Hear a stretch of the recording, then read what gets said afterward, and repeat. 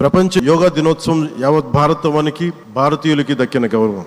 సరిగ్గా 2014లో అప్పుడే ఐక్యరాజ్య సమితిలో గౌరవ ప్రధానమంత్రి మోదీ గారు ప్రవేశపెట్టినప్పుడు దాదాపు 177 దేశాలు ఈ రెజల్యూషన్ కి మద్దతు పలికినాయి. ఇంతమంది మద్దతుని కూడగట్టగలిగి ఈ రోజున మనకి 2015 నుంచి యోగా దినోత్సవం ప్రారంభమైంది. ఈ రోజున గౌరవ ప్రధానమంత్రి మోదీజీ గారి పిలుపు మేరకు మనం మొదట విశాఖ 11వ యోగా దినోత్సవ సంబరాలకు వేదిక అయింది. శ్రీ మోదీజీ గారి సమక్షంలో గౌరవ ముఖ్యమంత్రి వర్యులు శ్రీ చంద్రబాబు నాయుడు గారి కృషితో ప్రపంచ రికార్డుకు వేదికగా నిలిచింది.